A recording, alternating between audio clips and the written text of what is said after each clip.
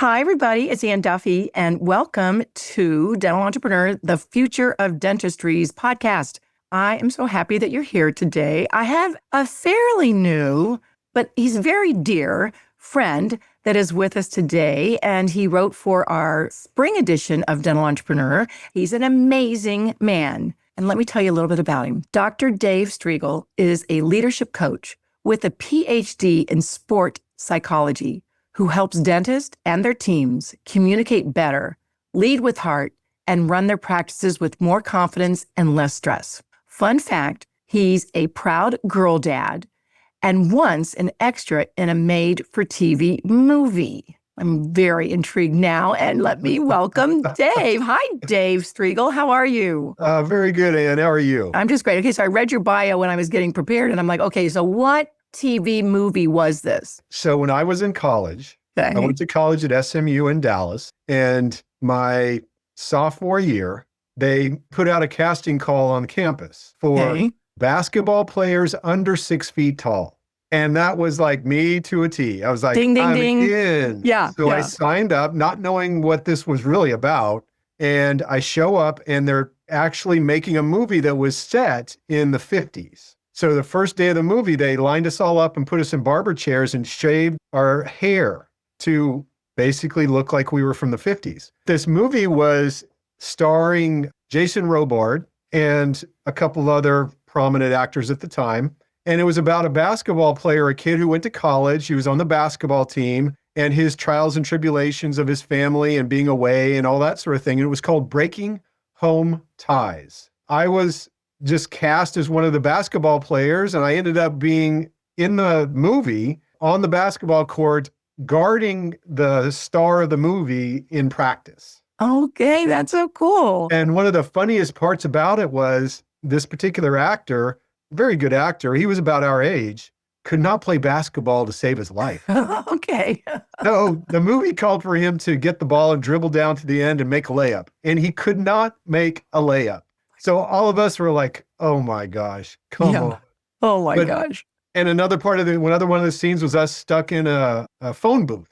You know how they used to have contests to see how many people they could get to the phone booth? Yeah. I was one of the people stuck in the phone booth. Oh my gosh. So I have it on VHS somewhere in the house, but yeah, it was. Isn't that fun? And I got actually a college nickname came from that state of being. Okay. Because at the same time was Top Gun, the movie. The original was out. This was about 1987. And there was a character at the beginning of the movie, one of the pilots, named Cougar. Oh, yeah. I remember it. That lost his edge. I look a lot like that guy when I with my hair shaved. So that was my nickname all through college. All through college and all. And did you play ball in college also?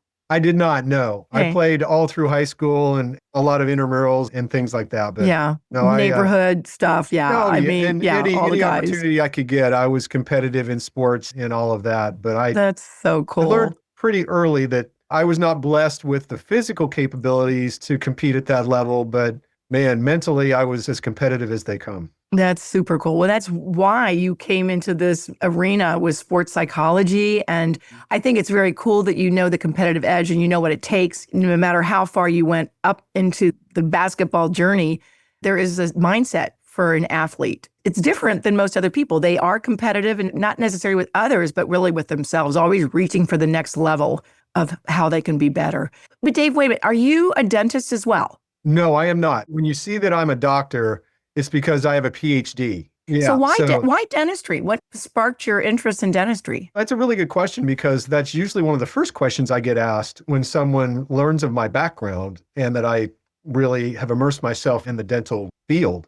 And really, when you elevate above, whether it's sports or dentistry, and get up to the level where you're dealing with people performing as a unit under pressure to create results, that's totally what dentistry is. And it's totally what sports is as well. Yeah. So it didn't take me long once I graduated from graduate school to figure out these concepts that I focus on with athletes can work with people who aren't professional athletes, but yet want to excel at what they do.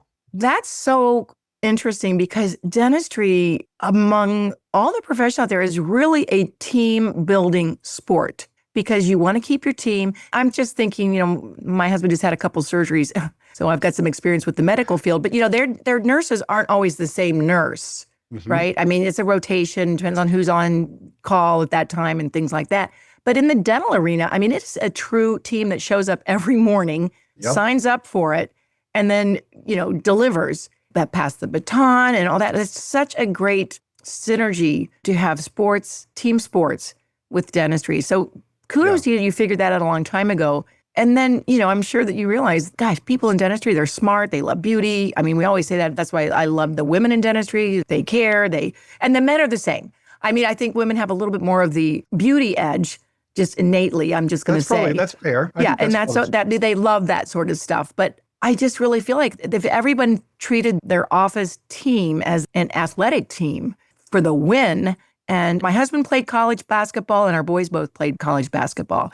So I understand the idea of when you lose, you have to pick yourself up and not sit in the loss side of and realize also game. the adversity that athletes experience is part of the process of competing, and the actual experience of playing a sport. Adversity is inherent in that. Yeah. So there's nobody who wins all the time. Dealing with the loss or the disappointment, or that didn't go quite like I expected or like I hoped, or our team is not gelling. What do we do about that? Yeah. What did I learn from this, right? What did I learn from it? Yeah. Or one person on the team is off. I deal with that a lot. I'm thinking of multiple clients right now who have worked really hard over the last few years of building a culture that is really thread throughout their team, and having to manage their team in a way that supports that. And when people start to deviate from that, how do I bring them back or ultimately let them go? Yeah. I love that you give them a chance to bring them back. Oh, because, 100%. When you think about dentistry too, and there's no personal development in dental school or business even. I mean, but personal development is so strong and their heads down, they're in the clinical aspect of it. And so I was so late in life, I was 42 before I even knew what personal development was, or that I could have a culture or make a culture or have my own vision. You can influence it, right? Yeah. Oh, yeah. I mean, it was just like basically one step in front of the other, and I had a great life. I loved it. I loved being a corporate wife until Tom quit his job and started his entrepreneurial journey. Then I had the real world hit me, but that's okay. I pivoted. Well, that's part of your journey, right? Yeah. I would bet that you probably found you had reservoir of resiliency and energy and things like that you perhaps had never tapped into. Yeah, never acknowledged. That's for sure. Never acknowledged. Indeed. Because, it felt easy, and we don't realize how strong we are until you kind of look back or somebody taps you on the shoulder and said, that wasn't that easy. Everybody thinks, it was easy. Did? Well, and that's part of where, the work I do in dentistry really doesn't have to do with sports as much as I borrow from what I learned in sports and apply it there. If someone doesn't even like sports, that doesn't bother me at all. But at the end of the day, the people that I really connect best with are those who just want to continue to get better. And also, it's not about winning so much as versus someone else. Like in sports, it is about beating the rest of the coming in first. Yeah. Right. That's not really what I find motivates most people in dentistry. There are some, especially entrepreneurs, who feel like they want to climb a mountain and they have certain goals of where other people are and they want to exceed those. And that's fine. Most people I encounter really want to have a great experience themselves and with their team and their patients, separate of what's happening outside of the four walls of their practice. So much of my individual focus with dentists is on helping them build confidence. When the critical decisions have to be made, that they have the confidence that even if they don't know exactly or the clarity isn't quite there yet, that they will be able to still navigate through that and come to a decision, well, maybe not perfect, because there is no such thing, is going to help them and their team continue to deliver care at the level that their vision calls for. You're fighting so many things because dentistry is like the one profession that has to be perfect. This perfectionism and all that. And then the other thing that you were talking about, and I was just telling you, your friend, Dr. Eric Recker, was just on a podcast, and he was talking about the mountain. And he competes so much with himself that it sometimes leads to burnout. And I think sometimes that can happen. I know you face that with your docs. But I do think a true competitor is one that really competes with himself. But also it can take you down because you're never going to be good enough. You're never going to reach the pinnacle that you have set for yourself. And Well, especially after you hear that in dentistry all those years, like it has to have perfect margins and perfect this and perfect that. exactly. But that's the distinction between outcome and process. Think of it in terms of goal setting as just a way to initially understand it. I can set a goal that is an outcome. So I want my practice to produce $1 million a year. That's a goal. Yeah. But that's an outcome goal, meaning it's something that happens as a result of a lot of other things happening to achieve $1 million in production. Now, that's very sports-like, wanting to win a championship or wanting to make a certain team or average a certain number of points, let's say in basketball. Those are outcome goals. Those are okay. But what do you do if you don't achieve the goal? Then that's where the reflection becomes on yourself of, I failed and all that sort of thing. So that's why the antidote to that is also having process goals or process focus, which is effectively, what are all the little data points and actions that you have to take in between where you are now and achieving that outcome goal? What's everything in between, which is what we call life. Yeah.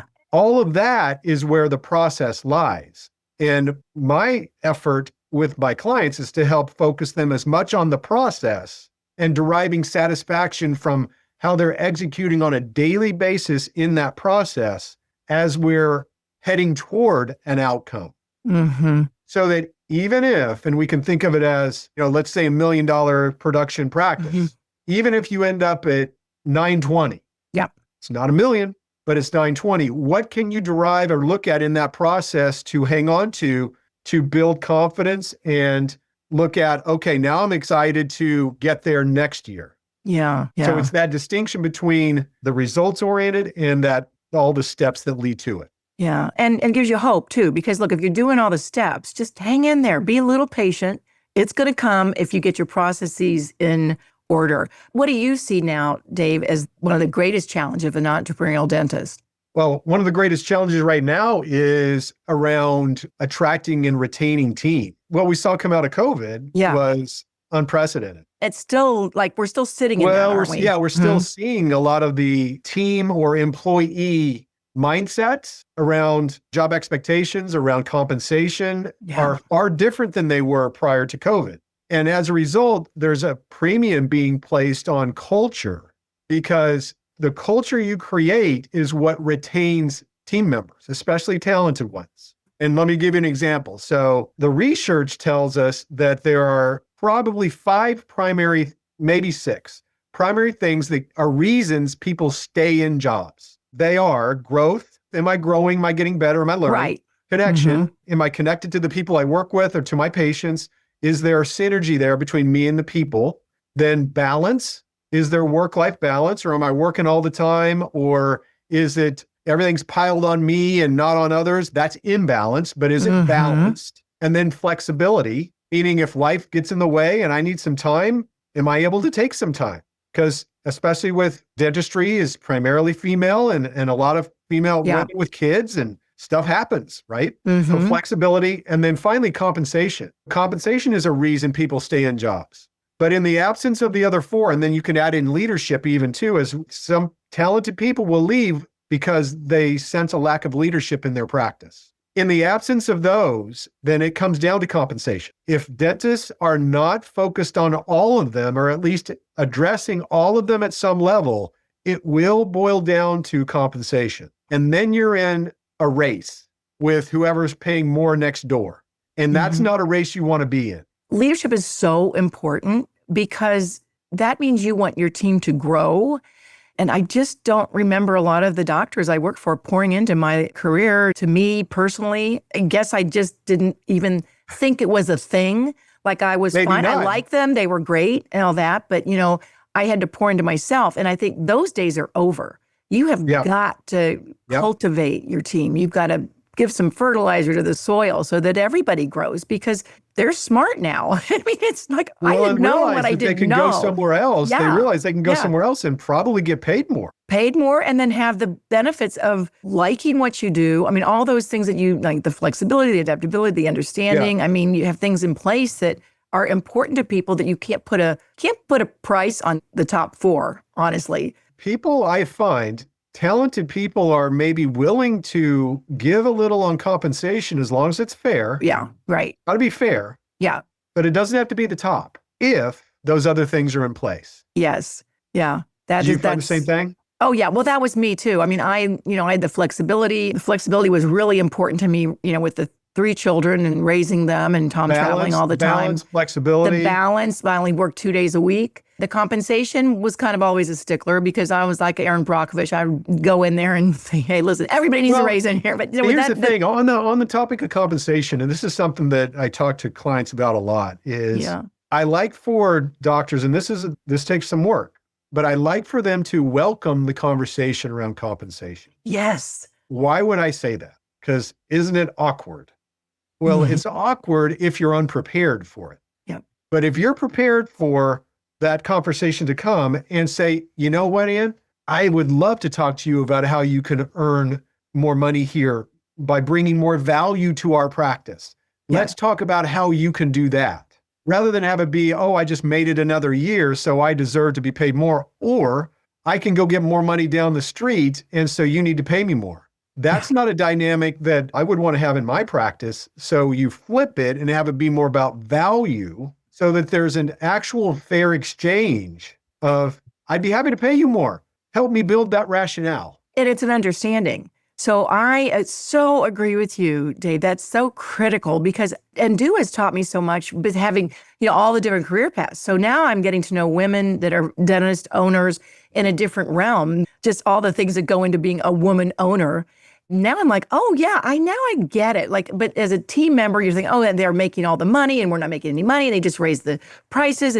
But in conversation where you can understand it, I mean, it's everything. And then you get it. And you're like, okay, well, I do have an opportunity to bring more value. And that's what I want to do. So, there's just so much about just not putting your head in the sand. And just hoping that they forget about it. Yeah. Oh, yeah. And nobody really forgets about it. Anybody going to forget about it? I don't think so. They don't forget. I mean, they might stuff it for, a year or two. They will do. Yeah. But then that's when the discord starts to build, and that's when everybody's, at least 1, 2, 3, 4 are out the door, that kind of thing. Exactly. But I love that you are working with the entrepreneurial dentist and the young dentist coming in too. And I hope if you're a young dentist listening to this, that you'll reach out because there's never a good time to not get a coach when you're building something, somebody on the outside that can help you learn and just keep you from making some mistakes that really they'll look back in 10 years and say, why, woulda, coulda, shoulda, when you would have had that help all along. I think you also 3 steps entrepreneurial dentists can take right now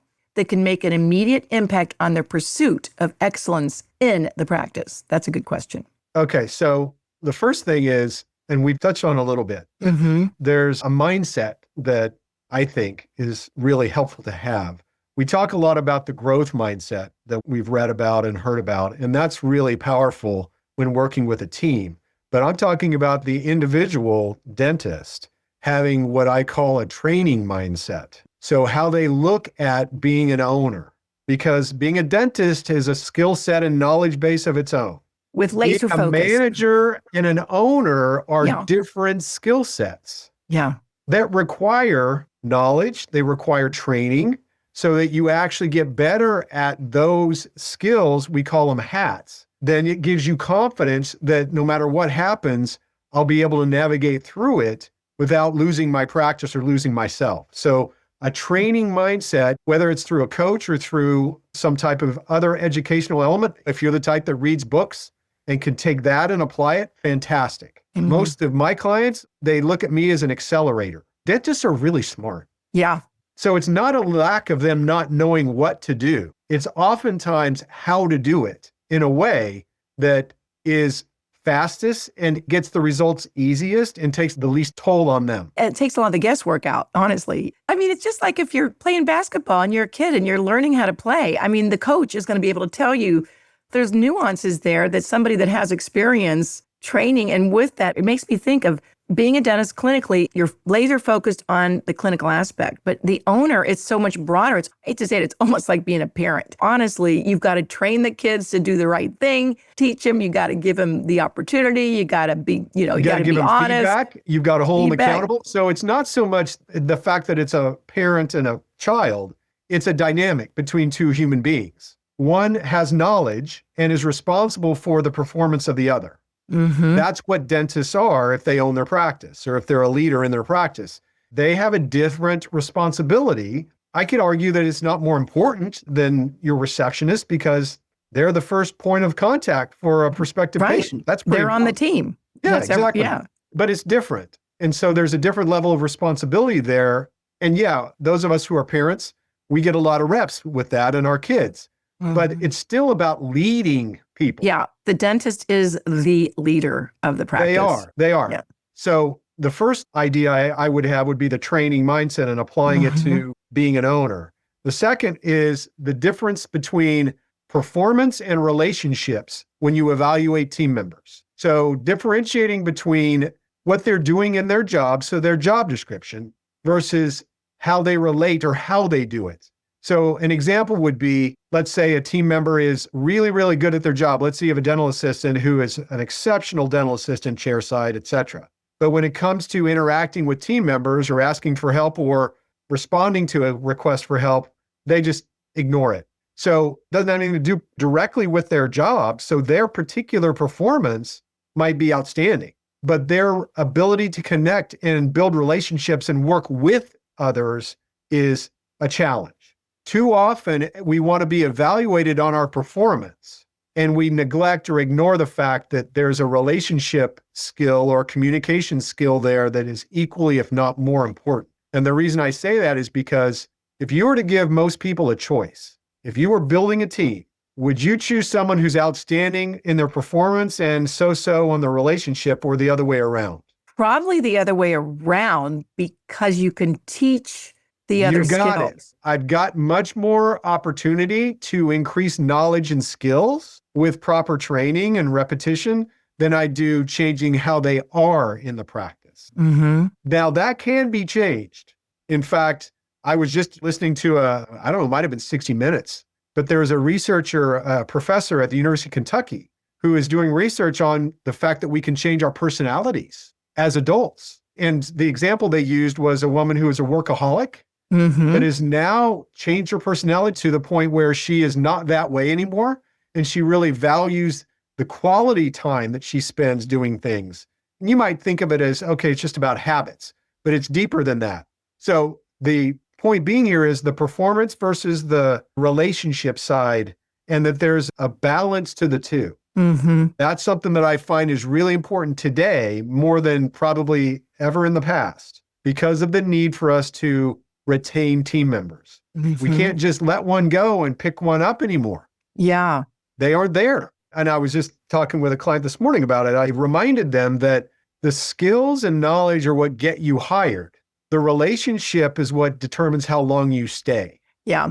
So that, I think, is a powerful message to any entrepreneur. Is they look, you can really only know so much about somebody when you hire them. So you check the boxes. Can they, like a hygienist, can you check all the boxes there?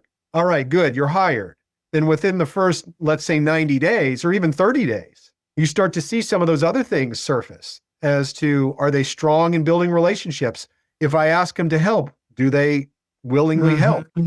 Those things then surface, and then we have to be willing to make decisions when we start to see that maybe they aren't a fit. And you've got to be a good communicator as a leader, because you've got to be able to give them a chance. I always say, not everybody grew up like us, right? I mean, or like me, I'll just use me. I mean, it's like I had a pretty good childhood and learned a lot, had good schooling. Not everybody had that.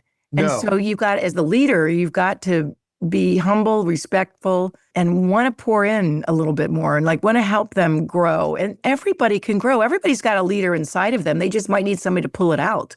That's a great point. And those elements that I've shared with you, the growth, connection, balance, flexibility, all those are designed to be reasons people want to continue to work for you. Yeah. You got to give them other reasons besides just, I pay you the most. Yeah. Oh, yeah, definitely. Or else they're going to leave or they're going to complain when they don't get exactly what they expected, or the bonus didn't come or something like that. There's nothing else for them to grab onto as why am I here? And then think about the profession as a whole. If we don't get that right in dentistry, we're going to lose a lot of good people. Yeah. Because they can Agreed. go to one or two offices and the compensation, I mean, that does not keep an employee. I totally agree with you on that. Well, and I think you're right. And I haven't really given this a whole lot of thought, but you might be on track with why we saw such a vacuum of people leaving hygiene in particular. An exodus, yeah. That exodus coming out of COVID. There wasn't a whole lot to keep them there. And so that kind of leads me to that third point, which is we versus me and the accountability. I find that a lot of times dentists initially struggle to hold team members accountable to thinking we and behaving in a we together aspect instead of me and what's in it for me.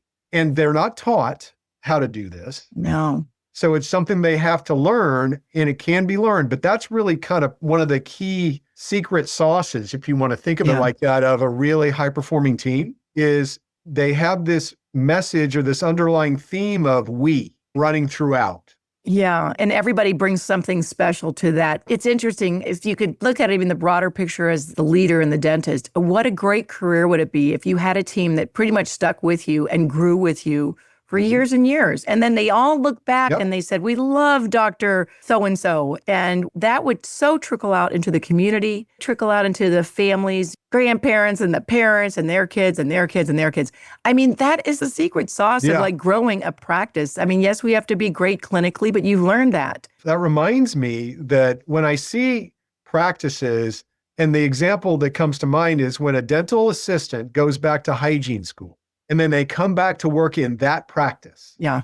Is that not the best story? Yeah. And patients love that. I know. To have the kind of culture and leadership that doesn't get scared when they want to improve themselves, and you actually want to help them do that, and you nudge them out of the nest and they go and they learn, and then they're more apt to come back and want to pay it forward in a way. Yeah. There's got to be a book on the top dental practices, 10 top dental practices, and what was their secret sauce. And I bet there's going to be a common thread through every single one of them. And it's going to go back to relationship and what you just said about performance versus outcomes. I think so. Yeah. And they had the balance. So we can't ignore the performance. Yes, right. We can't just be making mistakes here and there and patient experience is bad and all that. You got to take care of that.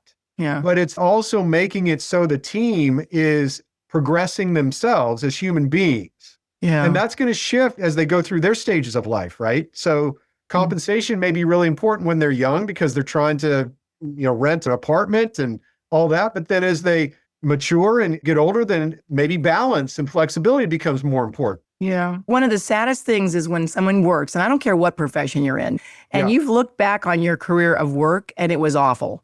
That to me is a total waste of all of that time. So find something you love, find the people that you want to work with and the people that you want to grow. And we both know, you working in the dental arena with all these amazing dentists and their teams, that dentistry is a great place to plant your stake and to help this profession grow and what you see with your patients and all those good things. Final thoughts here today. If you are a new dental entrepreneur, what one piece of advice would you give them?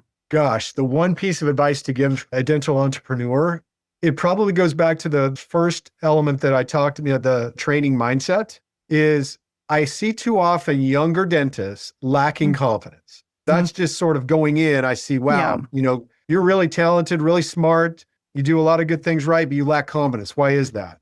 Well, it's because they have not really developed the mastery of the other parts that go into running a successful business. We talked about 3 hats: the clinical hat, which is what they went to dental school for, the manager hat, which has to do with managing people primarily and operations, and then the owner hat. Those other 2 hats aren't going to just materialize out of thin air. You have to learn them. So that for a new entrepreneur, a new dentist, find someone who knows how to do the other 2 hats to coach you, and that will accelerate your development and help you achieve the practice of your dreams far quicker than if you either ignore it or try to do it on your own. Or go alone. Yeah. If you're going to go far, you bring others with you. I know. Exactly. I love it. That is a great way to wrap this up today. I'm so glad that we're friends. I can't wait for you to write again for us for Dental Entrepreneur. It really is a team sport, and we're in it to win it. So, Dr. Striegel, how do we get in touch with you? I know there's a lot of listeners that would like to do that. And don't forget to go to Dental Entrepreneur and make sure that you read his article. First of all, I would like to shine a little bit of light on you and the contribution you make to the field of dentistry. And it really is inspiring for those of us who also serve the field of dentistry and the industry. I just can't really say enough how much I respect you and what you do with not just the magazines, but the Do movement. The Do movement. Amazing. Thank you. Amazing. You're a dude, I know. I gave you a number. I think I'm 105 or 106 or something like that. Take that. So, just take it. I love it. Yeah. The man that supports women in dentistry. We love you and thank you for that. 100%. And that's so wonderful. As far as how to get in touch with me, I have a website. It's drdavestreigel.com. My team and I have created a couple of programs this year focused on the office manager and the admin team performing under pressure and building confidence. One of them is an office manager online group coaching scenario. So it's twice a month. Groups of office managers come together and we have topics. We have real-time focus put on issues in their practice. There's a real fun synergy in that.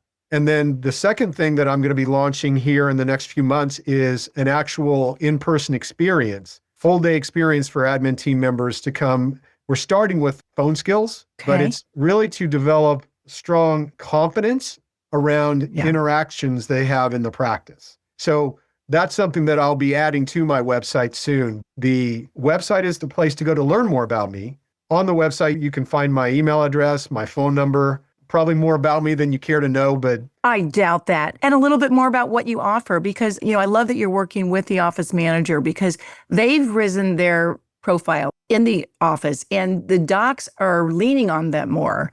I don't think there's any one position that's more important as long as they all work together. It's nice when they can dribble and get a layup every once in a while. Yeah, it's nice when they can actually score when they're supposed to. Yeah, right? Exactly. But that's the goal. And thank you so much, Dave, for the nice words and for being with me today. Everybody that's listening, if you're a female, and this is for women in dentistry, we've got a retreat coming up in November in Charlotte, North Carolina. We don't care what you do. If you're a woman, you are welcome to come sit at the table. And the most important thing, everybody that's listening, is to keep doing you. Thank you, Dr. Dave Striegel, and I will see you on the road. Thanks so much, Anne.